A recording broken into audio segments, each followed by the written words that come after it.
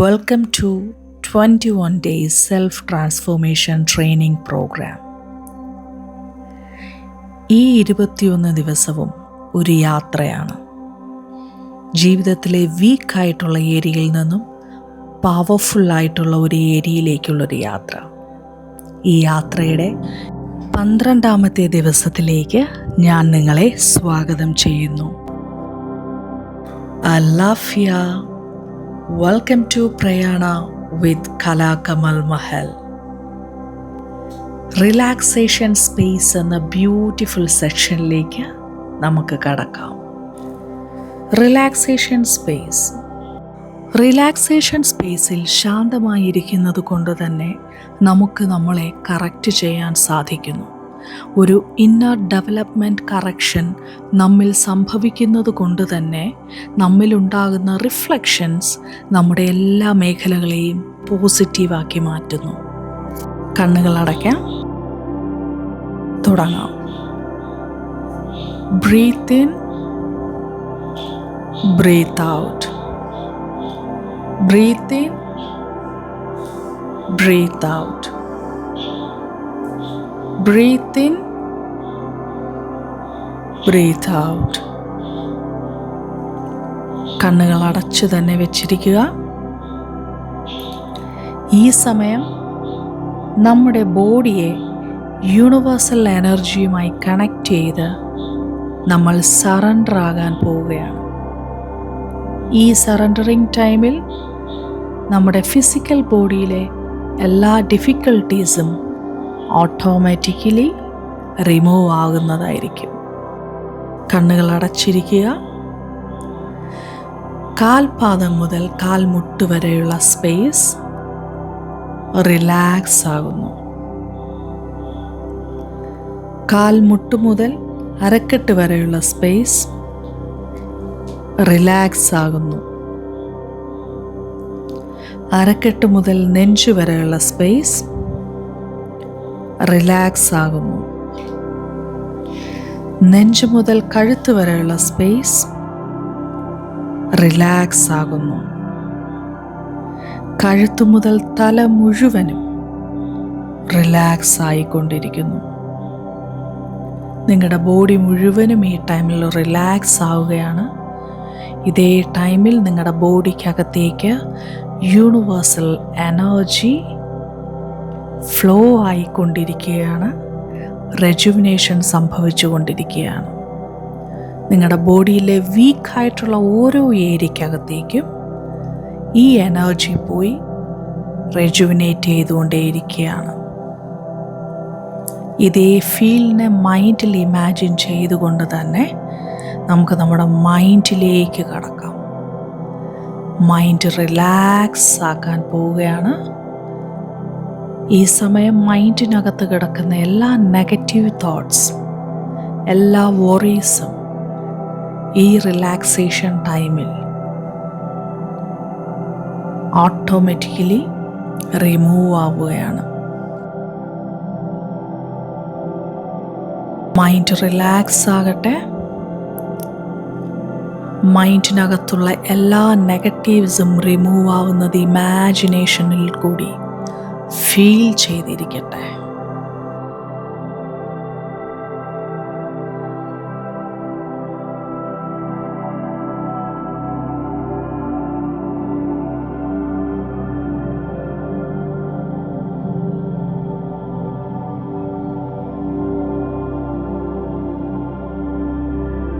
മൈൻഡിനകത്തേക്ക് universal എനർജിയുടെ positivity വന്ന് ഫില്ലാകുന്നു. നിങ്ങളുടെ മൈൻഡ് സ്ട്രോങ് ആവുന്നു. നിങ്ങളുടെ മൈൻഡ് പ്യൂരിഫൈ ആയിക്കൊണ്ടിരിക്കുന്നു. ഈ ഫീലിനെ നിലനിർത്തിക്കൊണ്ട് തന്നെ പതിയെ നമുക്ക് മൈൻഡിനെ നോർമൽ മോഡിലേക്ക് കൊണ്ടുവരാം. ബോഡീനെ നമുക്ക് നോർമൽ മോഡിലേക്ക് കൊണ്ടുവരാം. മൈൻഡും ബോഡിയും കംപ്ലീറ്റ് ആയിട്ട് റിലാക്സ് ചെയ്ത് പതിയെ കണ്ണുകൾ തുറക്കാം. അടുത്തതായി പഞ്ചേന്ദ്രിയങ്ങൾക്ക് നന്ദി പറയേണ്ട സമയമാണ്. 5 സെൻസ് ഗ്രാറ്റിറ്റ്യൂഡിലേക്ക് ഞാൻ എല്ലാവരെയും സ്വാഗതം ചെയ്യുന്നു. നമ്മൾ പലപ്പോഴും ചുറ്റുമുള്ളതിനും നന്ദി പറയുമ്പോഴും നമ്മൾ ഈ ഭൂമിയിൽ ബോധമുള്ളവരായി ജീവിക്കാൻ നമ്മളെ സഹായിക്കുന്ന പഞ്ചേന്ദ്രിയങ്ങൾക്ക് നന്ദി പറയാൻ നമ്മൾ മറന്നു പോകുന്നു. നമ്മൾ പഞ്ചേന്ദ്രിയങ്ങൾക്ക് നന്ദി പറയുമ്പോൾ നമ്മുടെ ജീവിതത്തിന് ആവശ്യമായിട്ടുള്ള പോസിറ്റീവായിട്ടുള്ള കാര്യങ്ങളെ ഏറ്റവും അധികം അബ്സോർബ് ചെയ്യാൻ നമ്മുടെ പഞ്ചേന്ദ്രിയങ്ങൾ തയ്യാറെടുക്കുന്നു. അതുവഴി നമ്മുടെ ആന്തരിക ശക്തിയും നമ്മുടെ ജീവിത നിലവാരവും ഏറ്റവും ശ്രേഷ്ഠമായി തീരുന്നു. നമുക്ക് പഞ്ചേന്ദ്രിയങ്ങൾക്ക് നന്ദി പറയാനായി ഒരുങ്ങാം. ആദ്യമായി കണ്ണുകൾക്ക് നന്ദി പറയാം. നിങ്ങൾക്ക് കാണാൻ നിങ്ങളെ ഏറെ സഹായിക്കുന്ന നിങ്ങളുടെ കണ്ണുകൾക്ക് നന്ദി പറയേണ്ടത് ഓരോരുത്തരുടെയും കർത്തവ്യമാണ്. സ്ക്രീനിലേക്ക് നോക്കി ഈ കാഴ്ച കണ്ടതിന് ശേഷം കണ്ണുകൾക്ക് നന്ദി പറയുക.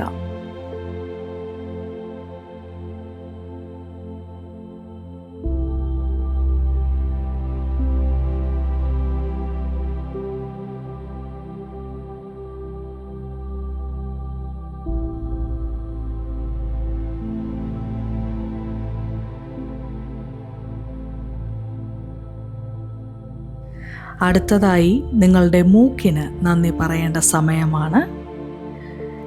നിങ്ങൾ ചെയ്യേണ്ട പ്രവൃത്തി, നിവർന്നിരുന്നതിന് ശേഷം 3 തവണ ഡീപ്പ് ബ്രെത്ത് എടുക്കുക.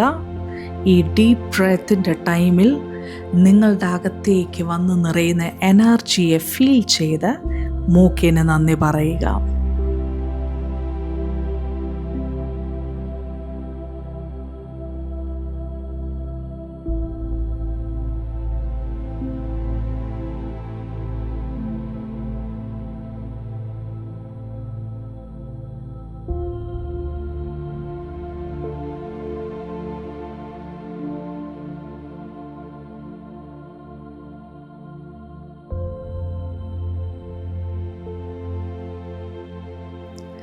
അടുത്തതായി നിങ്ങളുടെ കാതുകൾക്ക് നന്ദി പറയേണ്ട സമയമാണ്.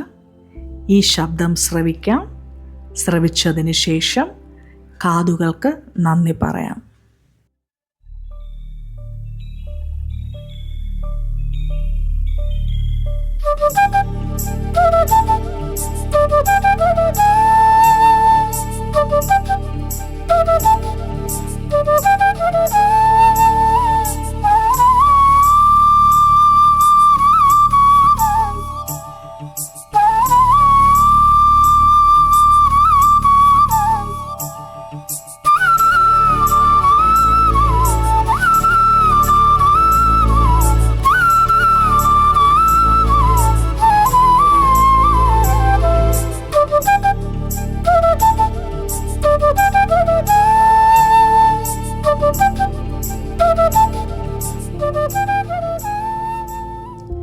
അടുത്തതായി ത്വക്കിന് നന്ദി പറയേണ്ട സമയമാണ്.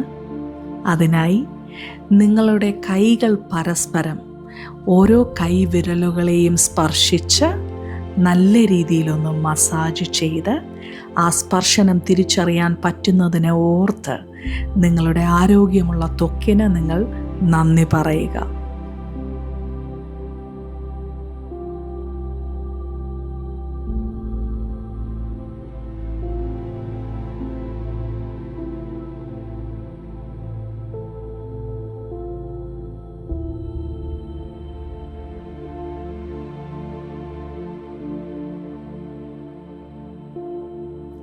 അടുത്തതായി നാവിന് നന്ദി പറയേണ്ട സമയമാണ്. സെൽഫ് ഹീലിംഗ് മന്ത്രയിലേക്ക് കടക്കാം. നമസ്തേ. 12ാമത്തെ ദിവസത്തെ സെൽഫ് ഹീലിംഗ് മന്ത്ര ഇതാണ്. എൻ്റെ ഉള്ളിലുള്ള വെളിച്ചം സകല ഇരുട്ടിനെയും അകറ്റുന്നു. എൻ്റെ ഉള്ളിലുള്ള വെളിച്ചം സകല ഇരുട്ടിനെയും അകറ്റുന്നു. ഈ മന്ത്രം പറയുമ്പോൾ നമ്മുടെ അകത്ത് തന്നെ ഒരു വെളിച്ചം പ്രകാശിക്കുന്നതായി, ആ പ്രകാശം നമ്മുടെ തല മുതൽ പാദം വരെയുള്ള എല്ലാ ഭാഗങ്ങളെയും പ്രകാശിപ്പിക്കുന്നതായി കണ്ടു വേണം ഈ മന്ത്രം പറയാൻ. അതായത് എൻ്റെ ഉള്ളിലുള്ള വെളിച്ചം സകല ഇരുട്ടിനെയും അകറ്റുന്നു. പറയാം 3 തവണ. എൻ്റെ ഉള്ളിലുള്ള വെളിച്ചം സകല ഇരുട്ടിനെയും അകറ്റുന്നു. എൻ്റെ ഉള്ളിലുള്ള വെളിച്ചം സകല ഇരുട്ടിനെയും അകറ്റുന്നു. എൻ്റെ ഉള്ളിലുള്ള വെളിച്ചം സകല ഇരുട്ടിനെയും അകറ്റുന്നു. അടുത്തതായി റിലാക്സേഷൻ മെത്തേഡ്.